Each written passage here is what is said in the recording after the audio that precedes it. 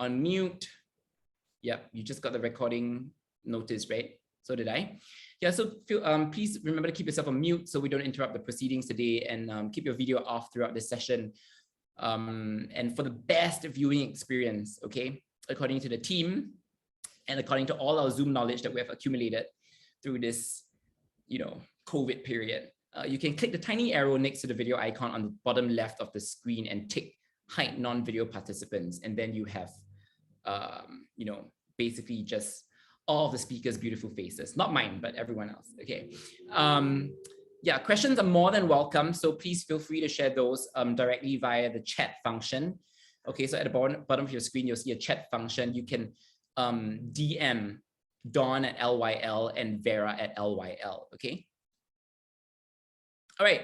So without further ado, let's get started. I want to introduce our speakers for this evening in no particular order. Okay, just because that's how they're arranged on the screen and I'm seeing them right now. We have Kelvyn from Prident. Now, Kelvyn is currently in his 8th year of providing financial advice, and he works closely with his personal network, including LGBTQ clients, to provide financial advice on insurance, retirement planning, and estate legacy planning. And when Kelvyn isn't busy with Prident or supporting his clients, you just might find him overseas participating in obstacle races. That's quite interesting. I want to delve more into that, but we probably don't have enough time. But feel free to share more later, Kelvyn. Welcome, Kelvyn. Thanks for joining us. Hi. Yeah, well, that's quite an important part because that will probably lead to why I did my will as well. Oh, I'll okay. share that later as well. Yeah. Yes, please do. Please do. We want to hear all of your personal experiences as well. So please feel free to pepper all of your advice and tips with personal anecdotes. Okay, our next speaker, also in no particular order, Bozy from Same But Different. Hi, Bozy. Now, she's a litigation and disputes resolution practitioner in community law, whose work comprises personal injury claims, divorce, and probate matters. Am I pronouncing it right? I'm yes, not a lawyer. Probate. Okay. Probate, okay. As well as criminal defense. Bozy believes in the freedom to love, and in her free time, she also enjoys performing as a stand-up comedian and hanging out with her hipster grandpa. Hi, Bozy. Is your grandpa here today? Hi, everyone. And nope, unfortunately, he's not because I'm in the office, but I'll definitely tell him about this later. Okay. He's probably someone who's already done his legacy planning, so yeah, he doesn't need all the help. Okay, but thanks for sharing what you're going to share with us in a bit. All right, next up we have Zuby. Zuby is founder of the Healing Circle SG, and it's a safe space essentially for LGBTQ plus Muslims to reconcile with their faith through group therapy, one-on-one counseling, and learning Islamic spirituality through book study. Hi, Zuby. Hi, Sam. Thank you. Glad to be part of this event. Thank you so much. We're so happy to help you, and I mean, we're so happy to have you, and thanks for helping out with this session. We really appreciate it, and lending your own unique perspective. Okay, we'll hear more from you in a bit, but I want to introduce our last speaker so we can really get things started. I say last, but he's definitely not least. He is all the way from Endowus, Chien. Chien heads business development and partnerships at Endowus, and you may have seen Endowus's ads everywhere. I see them all the time. But if you don't know what they are, they're Singapore's only digital investment advisor and solutions provider covering CPF, cash, and SRS. If you're going to ask me what SRS is, Chien will explain more in a bit. Yeah, so this is why we're here. All these acronyms. Okay, and fun fact, Chien owns a couple of bars, wow, including Jekyll and Hyde, Graft, and soon to be reopened Operation Dagger. Awesome. So go check them out if you are thirsty, right? Or just want a night out before 10:30 p.m. sadly. Yeah.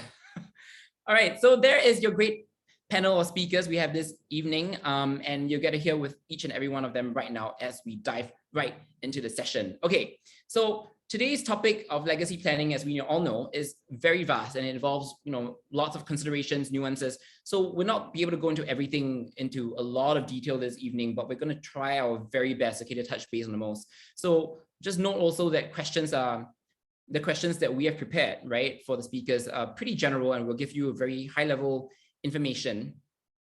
We've done this in a way to invite more specific questions from the audience at every juncture. So we're really making sure that, we're answering the questions that you might have. And that's also why we did the poll just now, okay? And of course, you are also free to ask new questions. Please feel free to submit all your questions anonymously via the Q&A function at the bottom of your screen so that we can just get the conversation going in the way that you want it to. Okay, so what exactly is legacy planning? All right, I am no expert, but I can give you a brief overview before we turn to the experts who can tell us a lot more. But basically, legacy planning sounds so heavy, legacy especially is such a loaded word, right? And it seems almost intimidating. But if you think about it, at its very core, it allows you to decide, right, how exactly you want your assets to be distributed after your passing, because all of us are mortal, and at some point we, unfortunately have to leave this earth. So how will your assets be distributed? It could be to your loved ones, your partner, your children, if you have any, your parents, or even to an organization. So that's even an option. So as long as you're clear about your intention, legacy planning, or LP for short, allows you to have complete freedom over where and how your assets are distributed. Okay, so just so we're on the same page about what LP is, I want to ask all our panelists, just to kick things off, maybe we can start with the same order, Kelvyn, and then whoever wants to chime in after. Can you just share with us personally, why do you think legacy planning is important?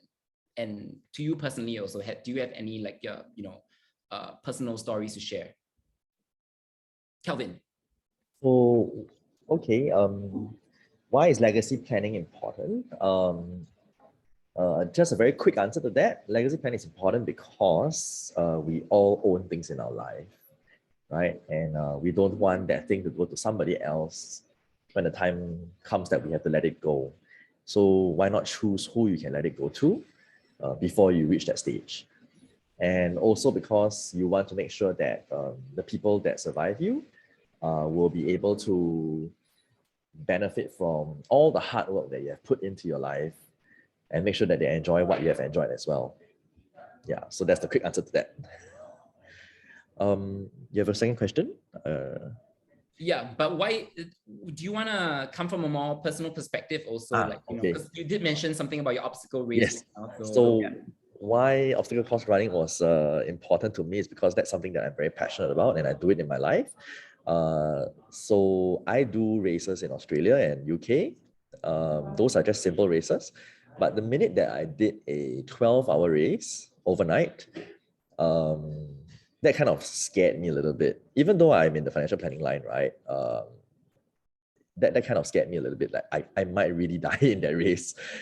So I decided to, speak to my lawyer, get everything done, do my LPA, do my nomination, CPF nominations, and everything. I got it done. And then I messaged my dad, I took a picture and I said, Dad, this is where my things are. In the event that I don't come back from Australia, this is where you're going to find everything that I need to tell you.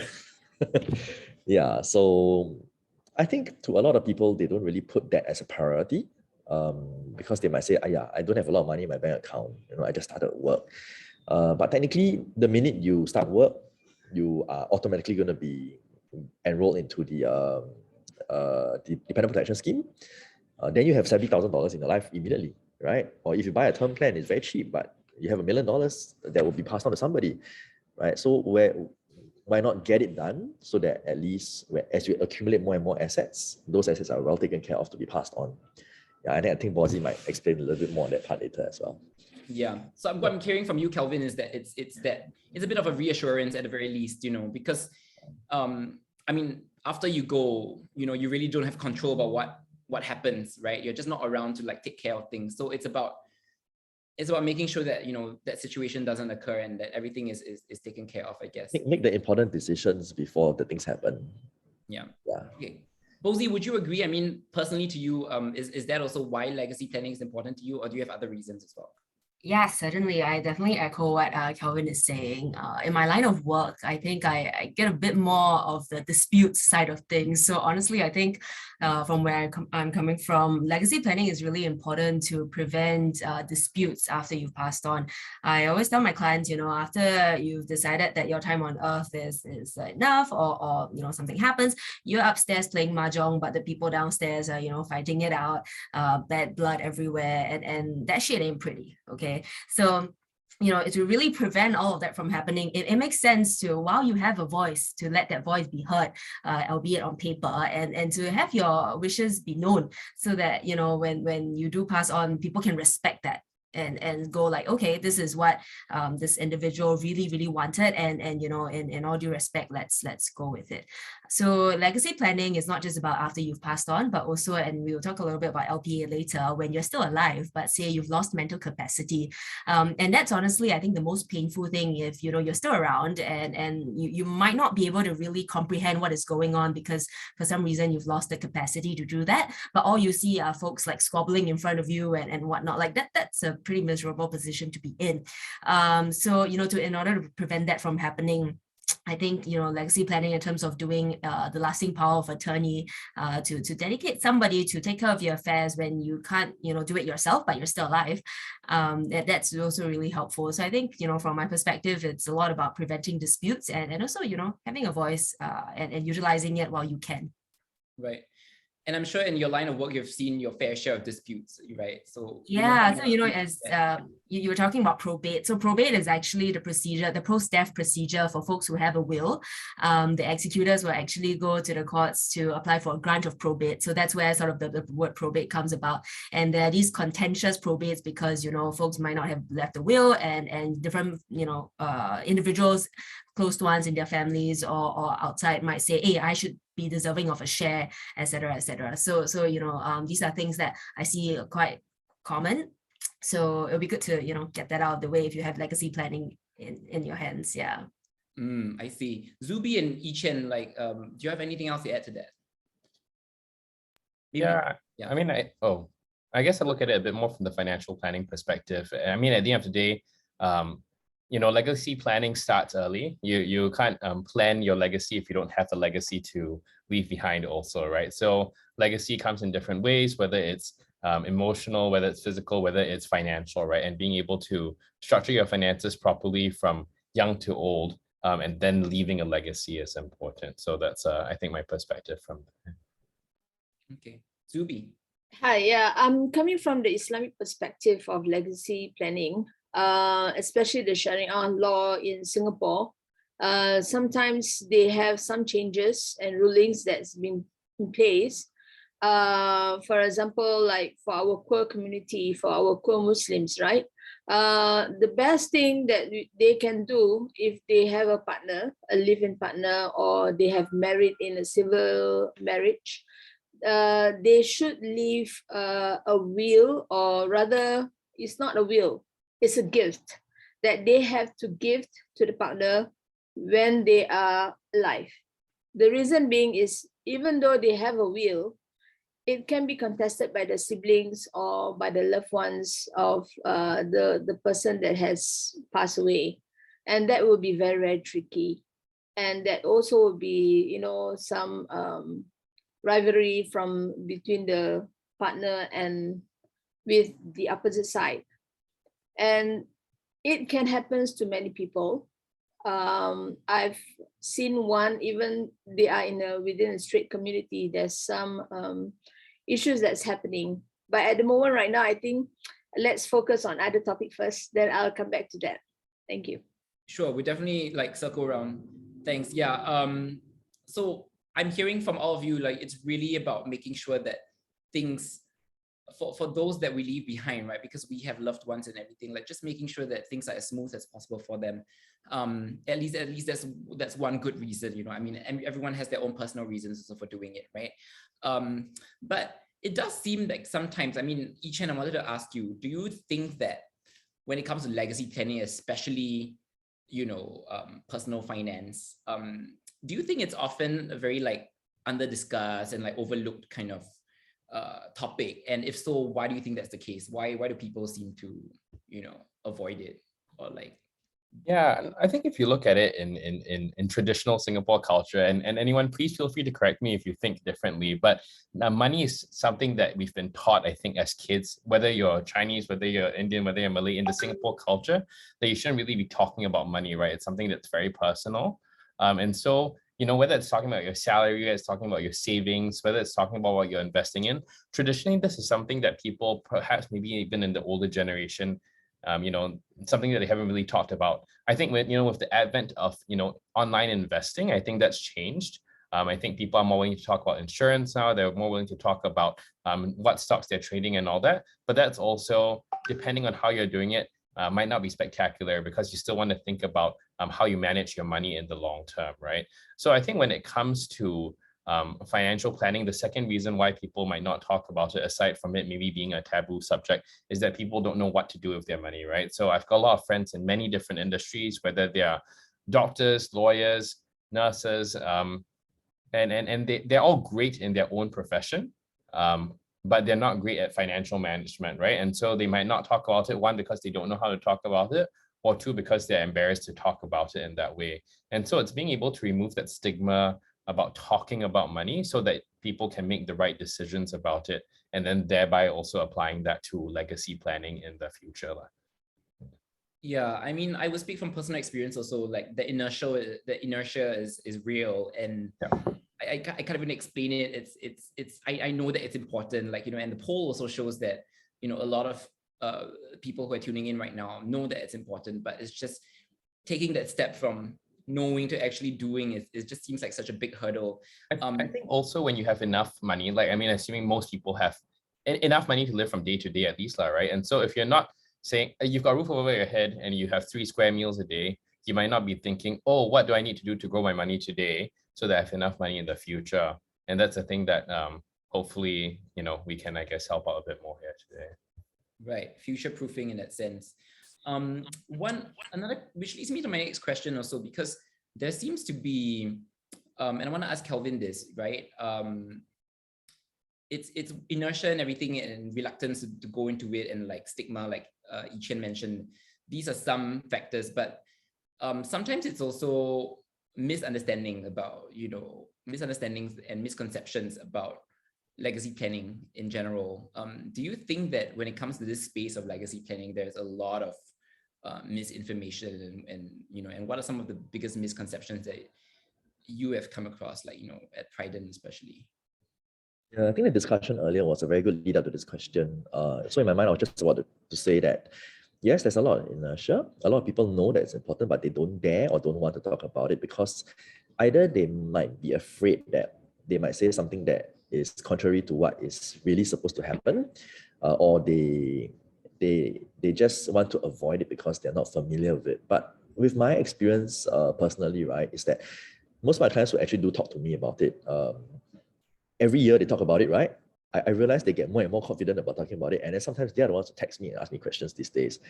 So it's more about getting yourself into that familiarity of the discussion of the topic. And then you will then ask yourself certain questions as you live your life, right? And then you have somebody to talk to and to ask. Yeah, as for misinformation and misconception, it's true. There's a lot of hearsay in the market. People were like, hey, I think this is what I read on the internet, but sometimes the information you read off the net may not be accurate. So do question the sources that you read, and also do have somebody that you can trust to talk to and to ask questions.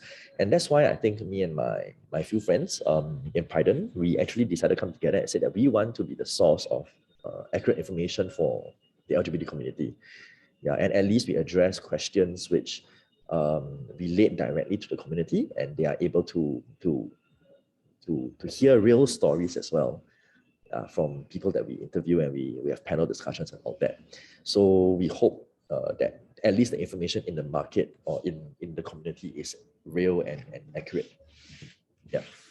Yeah, and it's one of those things, right? The more you know, the more you know, so the more you know, the more you question as well, right? And then you will get correct answers because you think about it and you question it. Yeah. sounds like a tongue twister, but it sounds like common sense. But I think I mean, I speak from experience also, like, because I know that there's so much to read up on, or like to at least brush up on. I almost feel like, okay, I procrastinate, you know, and I drag my feet on it. And a lot of us also, I guess, right, have this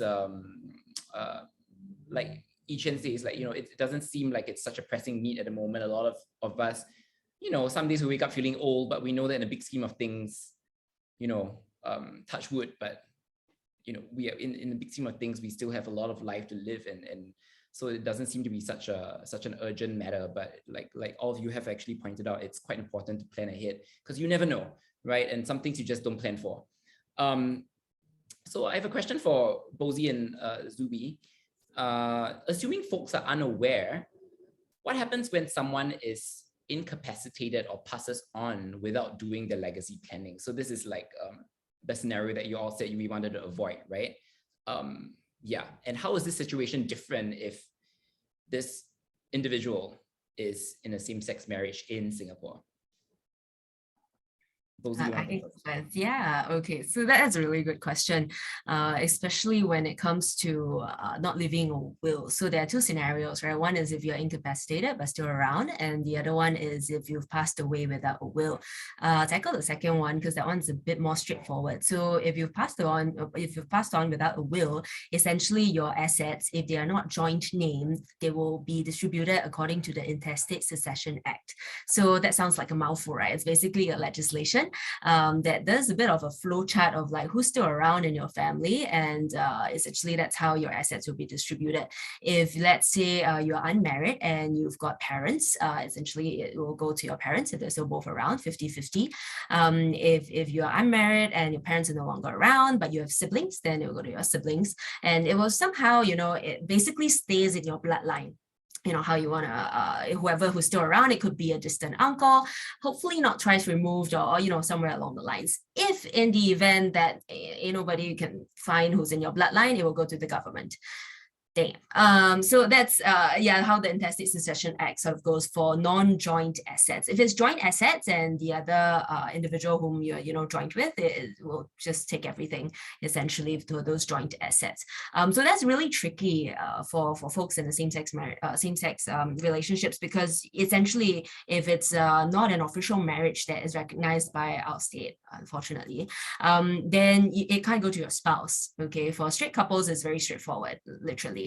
That if you're married and you've not done a will, then whatever you have essentially goes to your spouse. Okay, and if you do have kids, then your spouse gets 50%, your kids get 50%. So that forms the bloodline. But if you're not officially married in Singapore, then that becomes really tricky. Which is why doing a will and stating specifically that you want your partner to get however amount of money or percentage, that's really important to get that sorted out.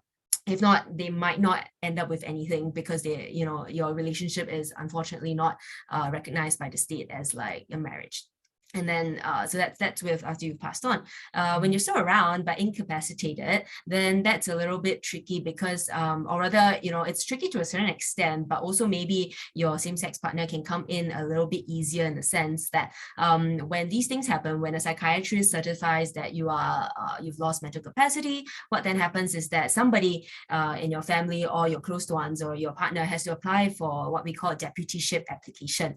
Okay, so to be the deputy who will make decisions on your behalf, so acting on your behalf. Now, the folks who can take out this deputyship application typically will be your family members. If you've not done an LPA to appoint somebody, okay, it'll be your family members. And if let's say your partner wants to do it, your partner very well can as well. But everyone who is sort of related to you have to be informed as what we call relevant persons.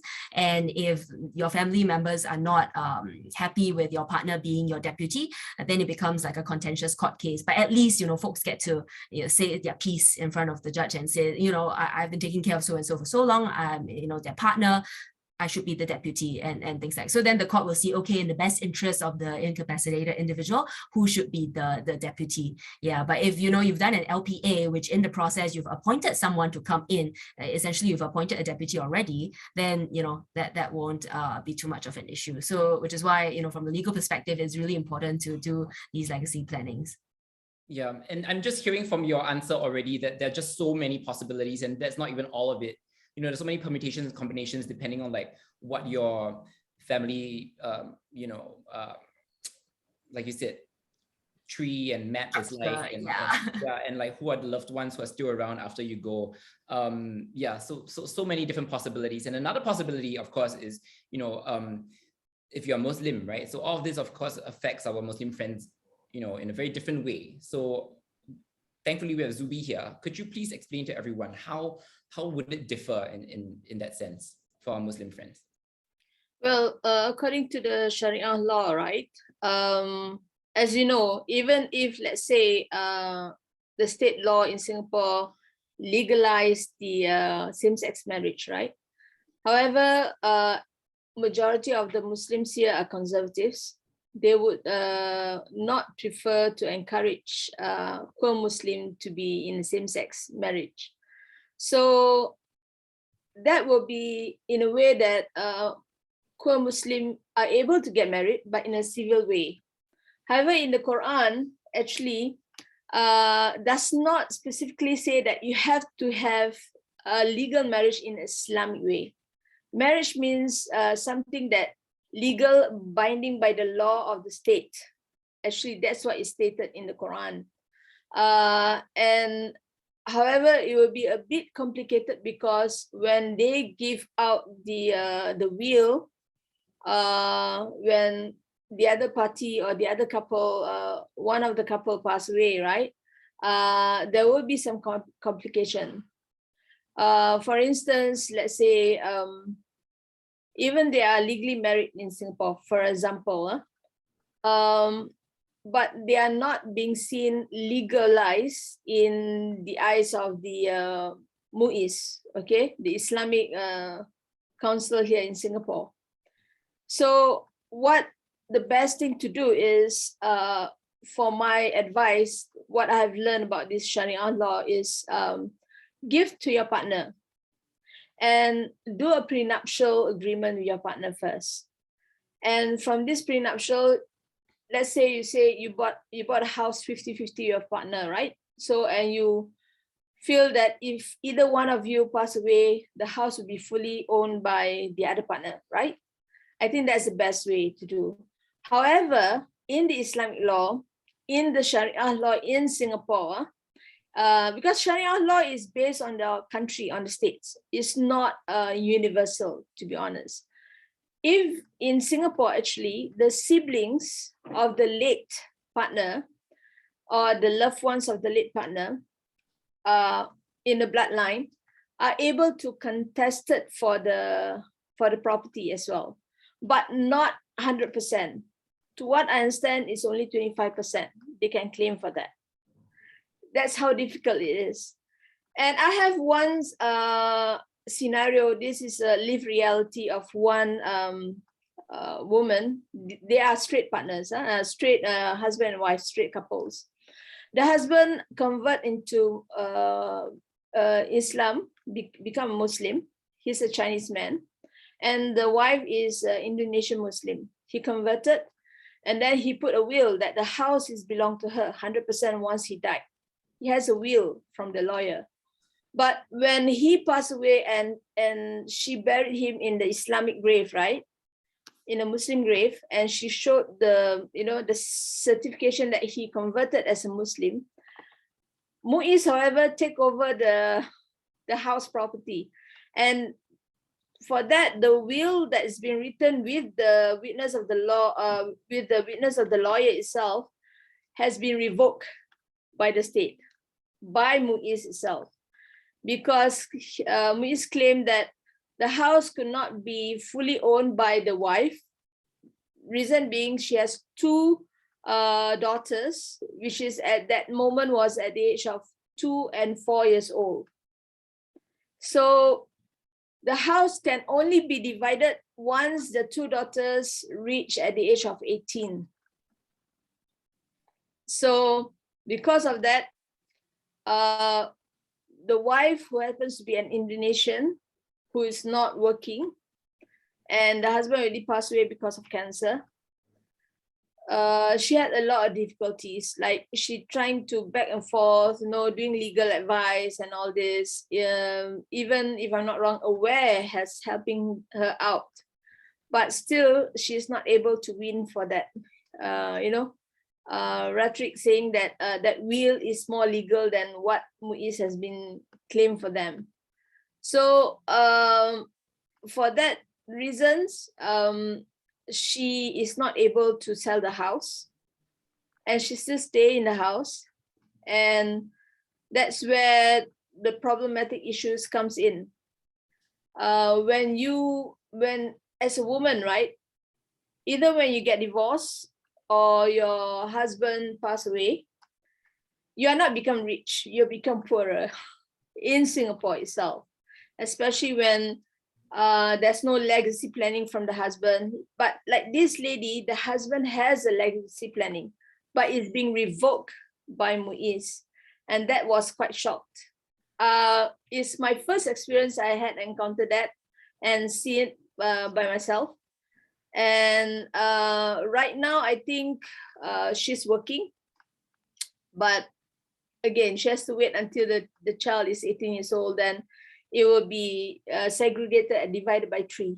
And if I'm not wrong, certain percentage, the state law of the Muiz law in Singapore will take part of that selling of the house. Yeah. Wow, so it's really messy, and it's interesting that you mentioned the husband actually did do legacy planning, but it was still a headache for her after he Precisely. Yeah. So I know that, and I know that some of these regulations and rules are in place to offer protection, right? But sometimes it can unfortunately go the other way. So I guess this also leads us to thank you, Zuby, by the way. That was a very sobering example to remind all of us that would you say that it's important then to kind of, so like in this case, the husband actually did legacy planning, but maybe no one actually walked them through, if something were to actually happen to him, what's going to happen? Like I don't know if is there some sort of step-by-step projection of I know you can't really predict things, what's going to happen, but exactly this have been prevented, you know what I mean? Yes. The thing is, Sharia law is quite complicated in such a way that it's not something that's straightforward. We were very surprised because we thought that the will that has been written legally binded by the state law of Singapore is being overruled by Muiz, or in other words, AMLA. AMLA is All Muslim Law Association, something like that. Okay. So it's being overruled. So I was quite surprised because that means if you're a Muslim, your law of leaving your legacy not governed by your state, your country state. You get what I mean? But it's being governed by the state of law of the Islamic ruling, and that is AMLA or Muiz. So that give me and that's the reason why some poor Muslim or born Muslim, right? They become ex-Muslim because they know the complication and the implications of it. And there's one more story that I would like to share with you guys. Sure. This gentleman, he is having a same-sex relationship with his partner in Germany. He's staying in Germany, right? So, and his mother right now is incapacitated. And then what happened is that she's being looked after by his sister, whom he loves very much. But because of he doesn't want the rest of his siblings to have it, because the rest of the siblings just do not want to take care of the mother, right? So only the sister. And he really loves his mother, and he always keep look out and take care and ask, what happened to his, what is happening to his mom right now, and follow up how is she going on with the sister.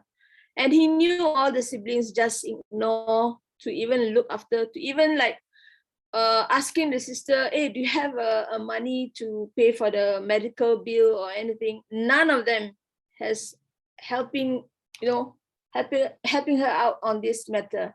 So he seek for advice from one of our friends.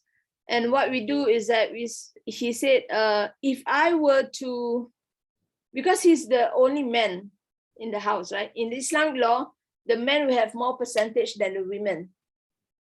So he decided that he wants to be an ex-Muslim in order to save his sister, to get more share of the property that will be left by the mother.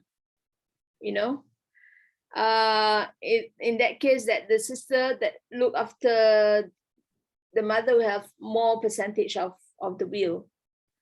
So there are certain reasons why some gay couples, they outed themselves from being a Muslim anymore.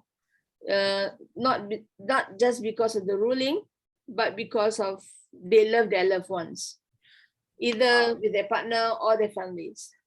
And the will itself or the legacy itself is really complicated, really complicated in Sharia. And it can change, like once in 5 years, if I'm not wrong, they will review and they will change again. Wow, Zuby, another very heart-wrenching anecdote, and it's a real life story as well. Yes, so I think Wei Jie just spoke for all of us by saying that was such a sad story. I mean, he was referring to your previous one, but I think both of them are like, very tricky. And I think this also reminds us that, like if you have like loved ones, maybe siblings or whatever, it's always worth a discussion, actually, the fact that this guy who's living in Germany could actually make that option. I mean, it must have been tough for him, but at least he, had that communication with his sister and made plans. So yeah, thanks for sharing. I feel like there's so much to unpack there, and you know what, you should come on our podcast and we can talk more about it, because this deserves a lot more time and space. But we don't have, please do. We don't have a lot of time left, so we're just going to jump right into Q&A now. I think we have time for 2 questions. If not, we will open. We have more questions, but we'll just do 2 for now, okay, and see how time goes. The question is for all speakers in a sense. What's one piece of financial advice you wish you knew when you were younger? Maybe we start with Chien. So I think there are a couple of, actually there's a lot of financial advice I could give. Just trying to think about how to frame it best. So I think number one is saving, right? I think saving is definitely important. I think people often overlook that. So saving means you're actually setting aside a portion of your salary or your allowance or however you make money, because I'm assuming you make money in one way, shape, or form, and setting aside a portion of that each and every month, right? And doing that, setting up an emergency fund where you have 3 to 6 months of your salary stashed away. So if you ever have an issue, you can pull or draw on that. That's definitely important. I think the second is to actually invest that money, right? Because there's something called inflation. So inflation is where things get more expensive, right? The value of $1 today is always worth more than the value of $1 tomorrow. So as time goes on, money is worth less. And so you need to be able to invest the money that you have to be able to beat that inflation.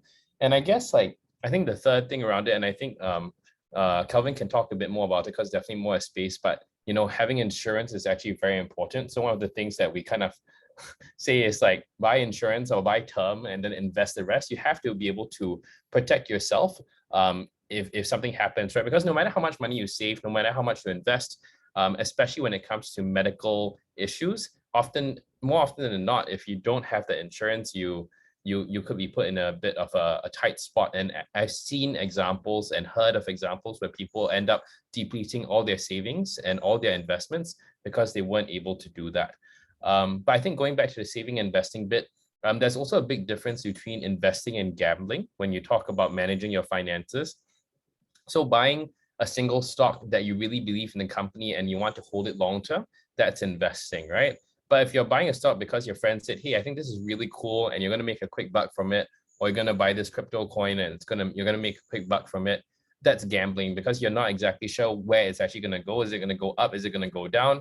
And in a moment of panic or emotion, that's where you can sell that at a big loss and end up losing a lot of that hard-earned money that you have. So I think 3 different things. 1, save your money. 2, invest your money. And when I say invest, put it in products where you want to put it in the long term, and also structure it in such a way where you're protecting yourself on the downside with insurance too. So I think those would be the 3 that I would kind of give. Thank you, Chien. Very, very useful. Kelvyn, would you have anything to add on to that? I'm pretty sure you agree, but would you have done anything differently yourself? Say when you were younger, you wish you knew right from the get-go, you know? Yeah, I think for me is when I was younger, I had all kinds of dreams, you know, I wanted to do all kinds of things with businesses and everything. Making money was really definitely something that I was thinking about and following my passion. But I think what I think I could have reversed if I were to go back in time is that I wouldn't have just thrown everything, the decision making and the recommendation, just my friend, which is my financial consultant. And then just say, okay, tell me whatever you want to do. You just tell me, I will do it, you know, because that's how I trust him. I felt that if I could turn back time, I would definitely want to understand what he had proposed, and also made some more discerning decisions. Because now when I look back at my policies that I did with him, you know, I felt that, you know, I was definitely worth way more than that. But, you know, different people work for different reasons. So take charge of your own portfolio. That's my recommendation to everybody. Whatever you buy, as long as it's something that you have made a conscious decision to do, you definitely will live with it. But if you had thrown the decision on somebody else to do it, then, you know, when something goes wrong, you cannot blame that person, because you also made that decision to let that person decide what you wanted him to or her to ask you to buy. So be it insurance, be it investments, be it savings, you know, make sure you are very well aware and do some due diligence in asking around. Yeah. That's I think actually maybe Sam, I'll just add really quickly, Samjo. I think in terms of legacy planning, you know, one of the things that we talk a lot about is actually how you break down your legacy, right? So your legacy, cash is definitely one. But I think I just remember this because I know you had said, I don't know what SRS is. So let me just break that down really quickly. So there's cash, which everyone knows what that is. There's CPF, right? Which is what if you are an employed person, you contribute 20% and your employer contributes 17% on top of that. So you're forced to save 37% of your salary each month, right? Which is fantastic. But investing that CPF is also important because the CPF gives you only 2.5% a year, right? And people say 2.5% is great because your bank account is giving you like 0.05%, right? So if you're looking at it from that perspective, it's fantastic. But looking at the long scheme of things, looking at inflation, looking at how things grow, investing it in proper products allows you to get anywhere from 6 to 7 to 8%, and that delta there is what allows you to live more comfortably when you retire. Another tip is that if you do top up your CPF account, and this is your special account, your SE account, by up to $8,000 each year, you actually do get a tax break from the government too. So for example, if you're making $100,000 a year, because it's the easiest math, and you top it up by $8,000, your taxable income drops by the $8,000 to $92,000. And then back to that last bit, Samjo, it's SRS. So SRS is called the Supplementary Retirement Scheme. It's also provided by the government as a way for you to get tax savings today and tomorrow, but this is administered by IRAS, the dreaded tax collector. But it's also beneficial in the sense that if you top up your SRS account by this maximum for Singaporeans, which is $15,300 a year, your taxable income also drops by that amount. So it drops by another $15,300. So your taxable income drops from $100,000 to $76,700. Sorry, to make sure I got that right. So what happens there is essentially you're dropping your tax bracket, right? So that allows you to save on the amount that you're paying today to the Singapore government, but SRS also helps you on your tax savings in the future. So at 62 years old at the moment, it changes to 63, I think mid-July, unless you top up the account now. But if you, when you pull out that money that you invest from your SRS account after at 62, you're only taxed on 50% of the money that you take out. So if you're taking out $100,000 a year, you're only being taxed on $50,000. If you're pulling out $40,000 a year, your tax on that is $0 because taxable income only starts at $20,000 in Singapore. So those three, like cash, CPF, and SRS, are three ways to be able to plan for your retirement and your legacy too. Yep, sorry, there was a lot of information and numbers to take in, but I'll try and send details. You guys can send it out later. If we need more, they can always get in touch with you, right? I'm sure. Yes. Okay. Yeah.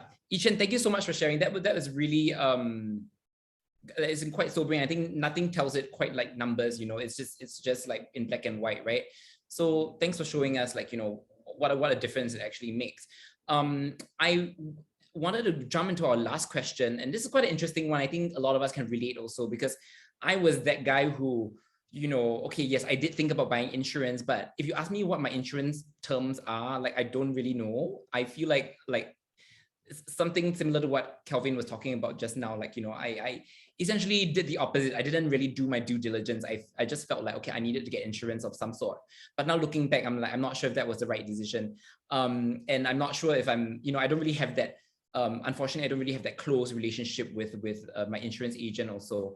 And this is something similar to what this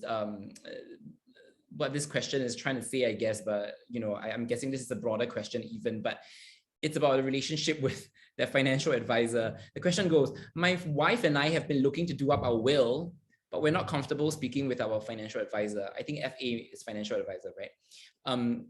So wondering if any of you could point us in the right direction. Yeah, so what if you're So that's a very the common person who's question. advising you on finances is not someone that you're necessarily comfortable with? That's a very common question that we also get through our emails when people write in. But I guess if you're not comfortable talking to your financial advisor, then maybe you have to question why. Because that person technically knows a lot about your finances and what you want to do in life. But of course, anybody who writes in the email to us and say that they want to have a referral to a lawyer, we point them to same but different lawyers as well. Or we also recommend some of our personal lawyers. So definitely asking Bozy or me, we both would have people that we can recommend, right, Bozy? Yeah, Bozy, what do you think? Yeah, I think, if you're not very comfortable talking about these things with a financial advisor, you might want to seek a change. That's something to consider, just because it's got to be someone that you are very comfortable with, because we're also talking about taboo issues like death, right?